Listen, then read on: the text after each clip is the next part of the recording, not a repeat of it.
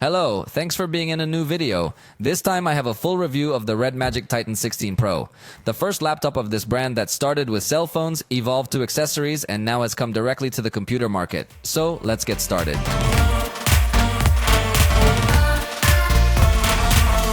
The launch price of this computer in Mexico has been 35,999 pesos. This is approximately $1,850.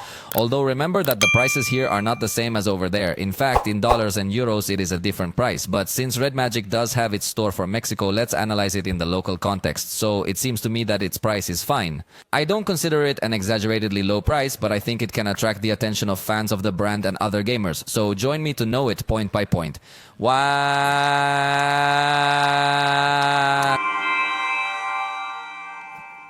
Let's start with the design. This is the only color available. It's called Eclipse.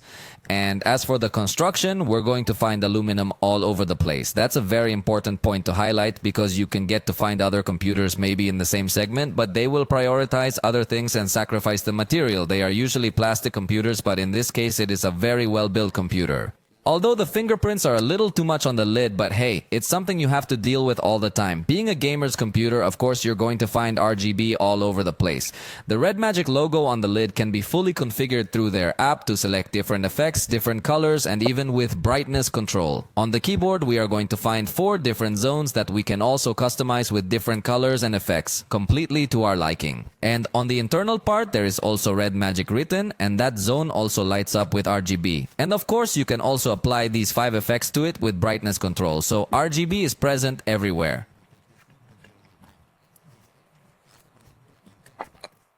However, like a lot of gamer-focused computers, it's not characterized by being very light or very thin. It weighs 2.4 kilograms. Truth be told, I do consider it to be a heavy computer, but it has a very important emphasis on cooling, which we will talk about later, but which I must anticipate is very good. But the price to pay is that it is a very heavy computer. Also consider that if you want all the power available, you're going to need to carry the charger, which is also quite large and heavy. So I always see these types of computers more as portable gaming stations, but not for gaming on the road, but for gaming at home. And if you want to easily take this computer somewhere else, you can carry it around, but it's not for traveling with it because it can really become very heavy. Thinnest part, it measures 13 millimeters, but the thickest part goes up to 23.99 millimeters, so it's not very thin either. The power adapter is 280 watts, so it's not only able to charge the computer with good speed, but also give a lot of power to the processor and the graphics card. And its design is the traditional design of other gaming devices, that is to say, it comes with a head unit, let's say. The plug will be with a separate cable and it takes up very little space, and the other end will go directly to the computer with a, let's say, simple connector. Fortunately, the computer is well designed in terms of its hinge, as it has an easy one-handed opening. Although it doesn't have such a wide opening angle, it will be up to you as the user how you are going to accommodate it. The keyboard has a good travel, typing is comfortable. Obviously, if you're going to use it for gaming, it's very well designed. Everything is positioned 100% focused on gaming, and of course it's backlit, in this case RGB. But something to note about the keyboard as well is that it has a built-in numeric keypad. So if you're suddenly going to use it for work, it could also help you. Or even for some games where you need a lot more buttons to map. You have more options available. While the trackpad in this case has things I like and things I don't like. Normally in gaming computers, I find trackpads very simple because I guess most users are going to end up connecting a mouse to it. But in this case, the trackpad has a good quality. The feel is very nice. It has a glass cover. It's a smooth trackpad with good responsiveness. The click doesn't feel cheap as some other proposals might have, but what I don't like is that it's a bit of a small trackpad. Give or take about 5.3 or 5.4 inches on its diagonal. So if you specifically want to work on the computer just using the trackpad, you might be short on space. As I say, most gamers will end up connecting an additional mouse to it. Will also put a lot of priority on cooling. So we've got a lot of grills on the bottom, grills on the sides, and even grills on the back. So the airflow is all over the place. And on this back side, we're going to find some ports as well. For starters, we have the power jack, then a USB-C port, which is Thunderbolt 4. So you also have display port. You can pull the video signal through it. Or you can also charge this computer through that USB-C port with power delivery. We'll talk more about charging later, but you should know know that this USB-C port, in a way, let's say it's multi-purpose. Then there's the HDMI 2.1 connector, then a USB-A port 3.2, and finally the RJ45 connector. On the left side is another USB-A port and also SD card slot. This is a very nice addition because there are some computers that are sacrificing this slot. And if you suddenly want to use this computer for video editing and the like, well, it's much easier to have this slot built in. On the other side is another USB-A port plus the 3.5mm jack for headphones or microphone. So in ports, I think it is very well endowed. Perhaps I would have liked to see an additional USB-C port, to have two at least, since it seems that they gave more priority to integrate USB-A ports. And regarding wireless connectivity, it supports Wi-Fi 6E networks. So it has plenty of speed, although gamers appreciate wired connectivity more than wired connectivity, which is built in anyway. So however you're going to use it, it's got very good download speeds. Now let's talk about the screen, which is 16 inches on its diagonal. So we're talking about a fairly large computer. Its ratio is 16:10 and its resolution is 2.5K. So it comes very nicely detailed. Everything looks very sharp on it. It's too good of a screen because it even has 240 Hz in its refresh rate, which gamers are sure to appreciate a lot. You do notice this refresh rate quite a bit. However, it could also have an impact on the battery, which we'll talk about a bit later. But it is a screen that offers 500 nits of brightness, which might not seem much if you take cell phones as a reference. However, you have to take into account that these laptop screens are generally used indoors, and it also has an anti-reflective finish to avoid glare that could be generated by windows that you have in the back or something similar. So the display really is good. In fact, I wouldn't complain about the higher brightness because it's sufficient, but rather the minimum brightness, because if you want to play in very dark environments and you want to have the brightness low, you're not going to be able to get it. Although I honestly don't know if gamers at some point want to have the low brightness, but I just leave it as a comment. And the truth of the matter is that it's a good quality display which even supports Dolby Vision content, so it is also capable of having this high dynamic range in compatible content. As for the sound, we will find the speakers placed at the bottom. An area that I particularly do not like because the sound will bounce on the table before traveling to city, and that somehow deforms the equalization that you could get to have in the music. As a positive point is the volume, because it gets to be quite high, taking as a reference other computers that I have tested. So it gives me the feeling that it is a very powerful volume, but it lacks bass frequencies. It is a sound that is not perceived very full for this reason. And even though through the DTS:X software you can have some presets of different sound styles, not even by pressing the bass enhancement button, we are not going to get to really notice bass frequencies. Although DTS:X does a very good job, because if you turn it off, the sound does come through with a much simpler quality. But thanks to this software, the sound is able to reach your ears with good quality. But I insist that the bass frequencies are practically not present here. Which from my point of view is something that also becomes normal in computers that are focused on gamers, because most gamers usually play with headphones and microphone connected. So let's say they don't take full advantage of the speakers. And it seems to me that this is the reason why several brands don't make too much effort to put such high quality speakers. But if you wanted to use it for work or something like that, the sound is not that good.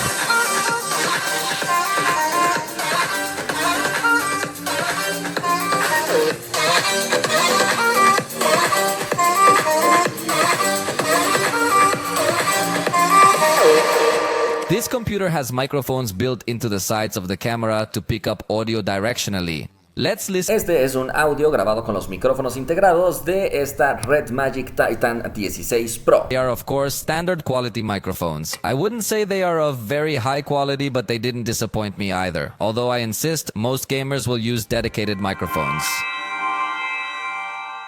Let me briefly talk about the camera that comes built in. The camera is a 2-megapixel camera, capable of giving a full HD signal for video calls. So it seems to me to be of the expected quality. Obviously, if you're in a little bit low light condition, a little bit of noise will show up. It's not a spectacular camera in any way. In fact, note that at this point the exposure was adjusted a little bit oddly. But again, I think if there are gamers out there who want to do streaming or something similar, they connect other cameras through interfaces and more things. So this camera will generally be used just for video calls. In that sense, I think it delivers. However, one important thing to note about this camera is that it supports Windows Hello through different infrared sensors.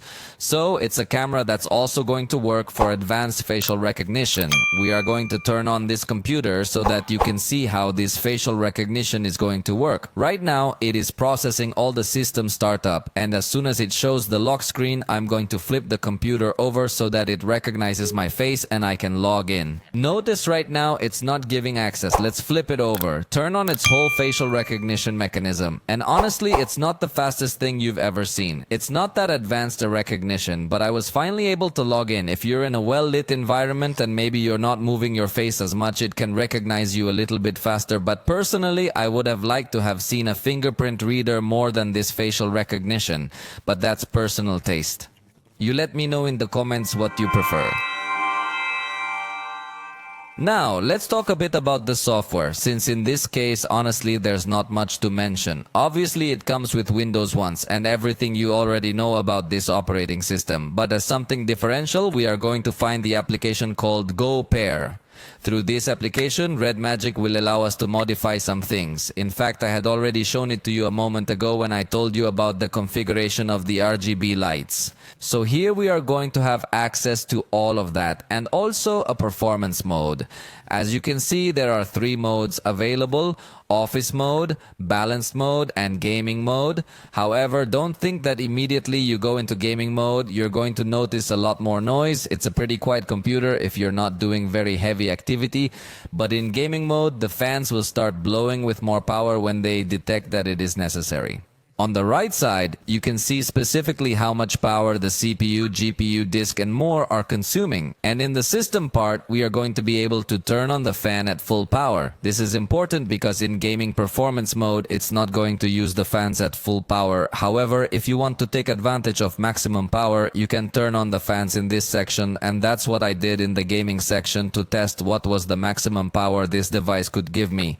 Notice that here also has an option so that this computer can draw power through its USB ports even when it is off, and you can take advantage of it to charge some other devices. And finally, another option to disable the Windows key in case you see it necessary.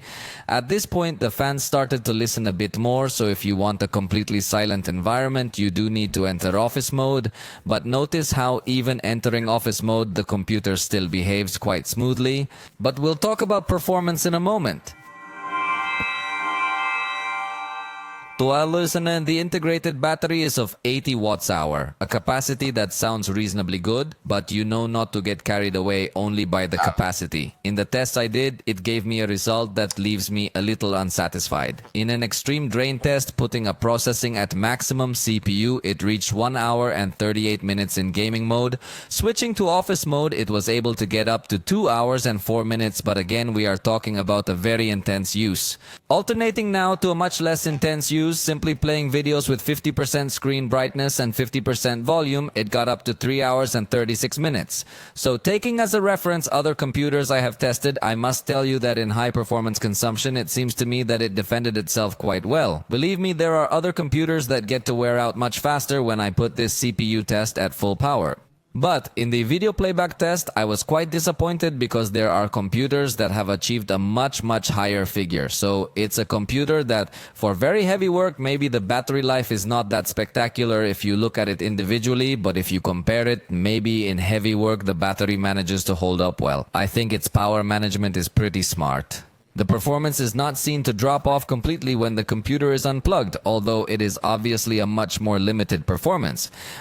However, I have tried other computers that when you unplug them, they go completely sluggish. But on the other hand, if you're doing very simple tasks, the computer is still going to unload relatively quickly.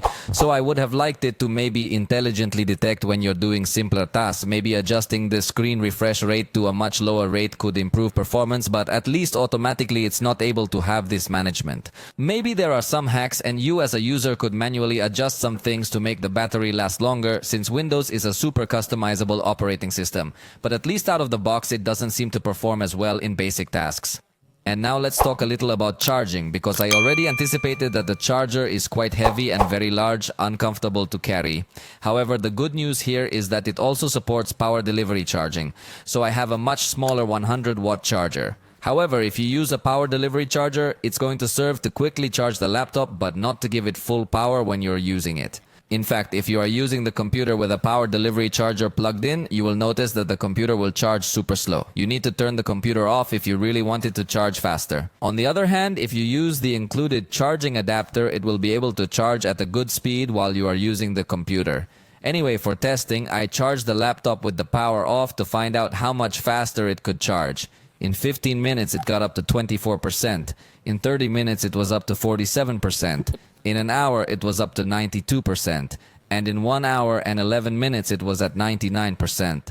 After that, the computer stayed at 99% for a long time, possibly to try to protect the battery from being worn down so much, and it read 100% in 1 hour and 40 minutes. I had very similar numbers charging with power delivery and charging with the included charger. But here what you need to know is that it doesn't come with any special software to try to take care of the battery. And I think this is a point to consider, because being a computer that needs to be plugged into the power to give you full power, I would like to see a software tool that locks the charge down to 80% or even 70% or something similar. But since we don't see that feature here, you're likely to end up damaging the battery if you keep the computer plugged into the power all the time. And that definitely didn't sit well with me. I guess RedMagic at some point could release some update if they wanted to add these options. Hopefully they will, but I sincerely doubt it.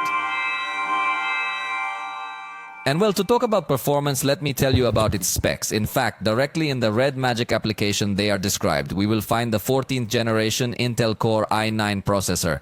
But here the important thing, and what RedMagic wants to highlight, is that this processor can reach the power of 195 watts when the computer is plugged into the mains. That is something that not all manufacturers are able to offer. So as a benchmark, in Cinebench, in multi-core, plugged into the power, it achieved 24,971 points, which, to give you an idea, by far is the most powerful computer I've ever tested. I know I haven't tested that many computers in the channel, but to date it's the most powerful one I've tested. Talking specifically about this benchmark, and on a single core it achieved the score of 2,080 points. And also talking about single core, it was the most powerful computer I've tested so far. When the computer is running on battery only, the performance is greatly reduced, but it's still a good performance. In multi-core, it reached 11,064 points, and in single-core, 1,795. I also ran this Furmark benchmark, and being plugged in with OpenGL, it reached 9,669 points, reaching 161 frames per second. Using Vulkan, it hit 9,113 points and 151 frames per second while plugged in. Obviously, unplugged from the power and in office mode, it's going to be a much lower performance, but note that it still looks fluid at over 30 frames per second. That's why I insist that even unplugged, it's not overly low performance. Although it is obviously much lower than the highest performance it is capable of. By the way, I had forgotten to mention to you that it has the NVIDIA RTX 4060. A graphics card that, while not the most advanced, I think gives you a good experience, as we'll see in a moment. It also comes with 16 gigabytes of RAM, where maybe it might fall a little short considering it's a gamer's computer. But we're going to do a test. We're going to be monitoring how these different elements behave. We're going to open a new desktop to place in this section, this window. And what do you think if we do our traditional test of opening applications? I want you to notice that the first test we're going to do in office mode. So we're going to start it up and we're going to open 10 applications, waiting for them to open one by one to open the next one. In this case, the truth is that I'm being surprised that it has a very good speed, even when unplugged from the power. But we come to the most complicated stage, where they are much heavier applications, because before this were simple applications, office, chat. But now we're going to see, in this case, in video editing and photo editing applications, how it performs. Finally, let's wait for Adobe Premiere to open, and that would be the end of this test. We have the timer ready. I think it's performed well, but when we plug the computer into the power, it's going to perform even better, so get ready for what's coming. So far, this device has taken about 5 seconds, give or take. 4.8 to be exact on average to open each of the applications. Now I've just plugged the computer into the power and we're going to select gaming mode to see what it's capable of at this maximum power. So we're going to repeat the test. We started on 3, 2, 1. Now let's go through the applications one by one again. There are some that open in an instant, some that take a little bit longer, but the truth is overall you do get a pretty fast and smooth experience with this device. Obviously, it will depend on the complexity of the applications, but in general, let's say that it is going to offer us a very good speed. We're about to open the last application, which is Adobe Premiere Pro, and we've got the stopwatch ready. It does seem to have managed to cut the time down a little bit, but let's wait until it's completely finished to be sure of what I'm telling you, since Adobe Premiere Pro is the application that usually takes the longest to open in these tests that I do. And look, honestly, it doesn't look like we're going to have a very abysmal difference. In fact, it seems to be taking a little bit longer. And finally, we've got it now. Look how funny, it took exactly the same amount of time. In this case, remember, these are activities that do not yet require such extreme processing, but notice, this is how the RAM performed. It looks like it still has enough space. This is how the CPU performed. Definitely not such a demanding task yet. So the device is still going at a leisurely pace. But let's test the RAM issue, which is what might come to worry several people. In this case, with all these applications that we already have open, we're going to open an Adobe Premiere project. We're also going to open a photograph in Adobe Photoshop. And we're going to have here photographs loaded in Lightroom. We have WhatsApp, Telegram, PowerPoint. We're also going to open a small presentation in Excel. We're going to open a document in Word. We're also going to open a document. And finally, in the browser, we're going to open 11 tabs with different pages to see how absolutely all of this is behaving. Look at the RAM memory. I don't know if you noticed, but there was a little bit of a slow transition at this point, confirming to us that the RAM issue could complicate some things on this device. Let's then show everything that we already have running at this point. And there hasn't been any white screen that would indicate any page change in the RAM, but it is a RAM that at this point in time is already pretty much full. We're going to go back and we're still going to interact with these applications. Even so, it seems to me that the optimization is good and still has enough freedom to be switching between all these applications. You let me know in the comments what you think, but so far it's not disappointing per se. Note that for these tasks, it is making use of Intel's integrated graphics and not using NVIDIA's dedicated graphics. Those will be used when more power is required. By the way, I forgot to tell you that it has 1 terabyte of internal storage. However, you could extend it up to 2 terabytes, but you have to open the whole lid because it doesn't have an easily accessible slot. Let's test now selecting some objects or people. In this case, for example, we are going to select the remove background option and we are going to see more or less how long Adobe Photoshop takes to do this action. Notice that it is still working. It's taking a little bit of time, but finally there is the result. Let's put select object, for example, and notice that it also takes a little bit of time, but finally we will have the result. There it is. Take these tests as references. I usually do them on all the computers I test. So this would be the result. Finally, we're going to export an Adobe Premiere video in 4K with total duration of 1 minute, adding several clips. So we're going to put to export this video with the default settings in H.264. We started it and now all that's left is to wait for this job to finish. And that's it. It finished in 46 seconds. To tell you the truth, I was disappointed in this. You're seeing that it didn't even overcome a lot of CPU usage or dedicated GPU usage. The integrated graphics for some reason were utilized to the max, but it seems that the RAM came to limit all of this a bit. We're going to try to repeat this test just to be sure what's going on, because remember that a funny thing happens in Windows as well, and that is that it has its own performance profile. So let's turn on the Windows best performance profile as well.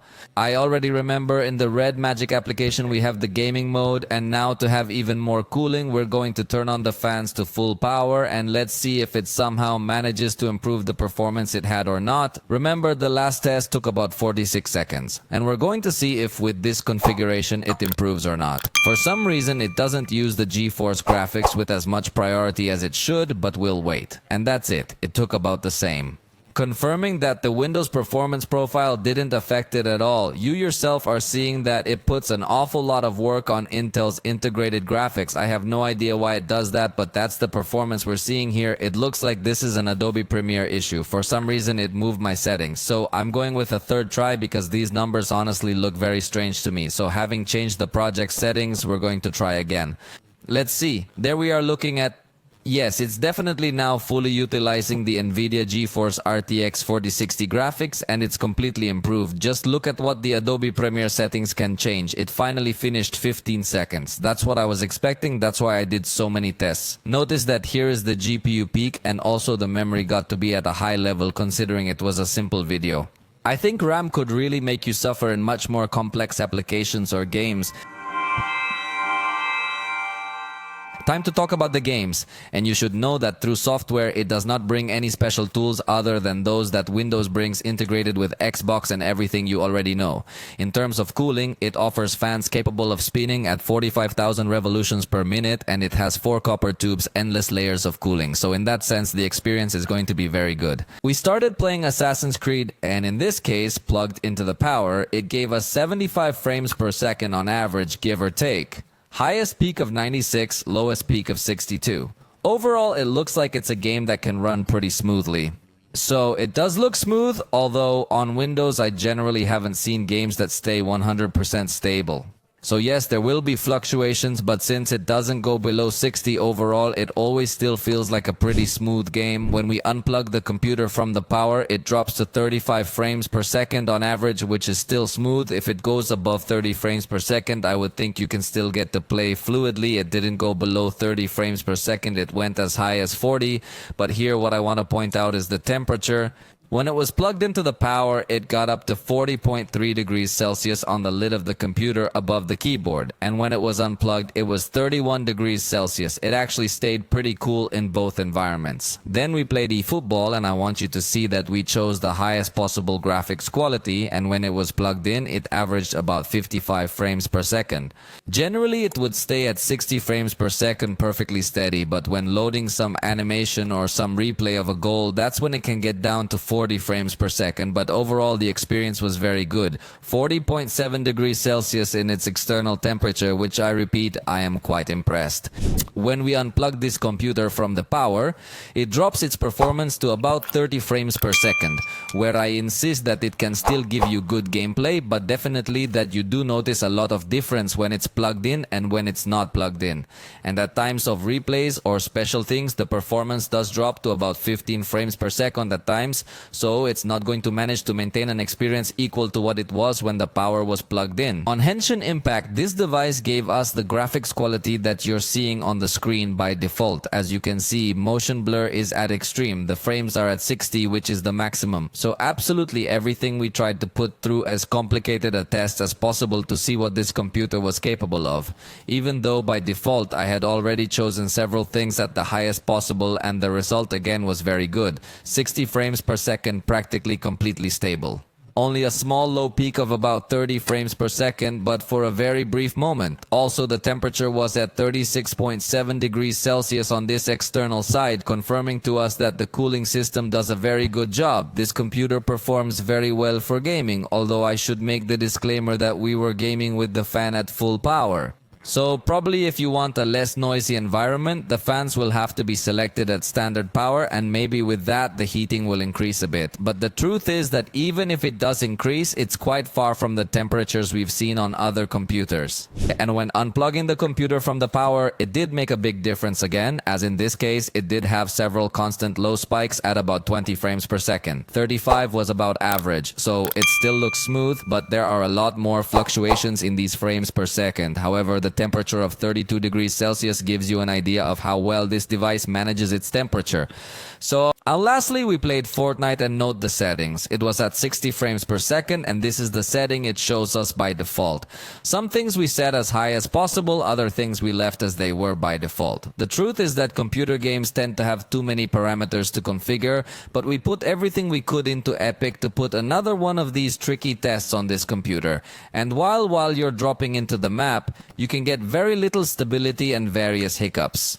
Overall, when you're playing, you can maintain a close to 38 frames per second experience. On average, it went up at some points to 44, down to 25, but overall, you maintain a good experience. Perhaps it's best to leave the default settings, but since it was from our last tests, we wanted to put it to the most demanding test with several things set to the maximum. The important thing is that the temperature again remained below 40 degrees Celsius, so it is spectacular. Although it should also be clarified that we played on a cool day, but it has a very good cooling anyway. However, when the computer is unplugged, the truth is that the experience is much closer to about 18 frames per second, give or take an average. You can go up to 22, 24 at times, but there are also times when it can go down to 12 or even lower. So it's not recommended to play this content with the computer unplugged, it was just a test, or it would also be advisable to adjust the graphic quality to a level not as high as the one we set, but overall I insist that it is a computer that has surprised me by the good cooling it has. For the moment, this has been all for this video. I hope you liked it. If you did, you know you can tell us, and we'll see you next time.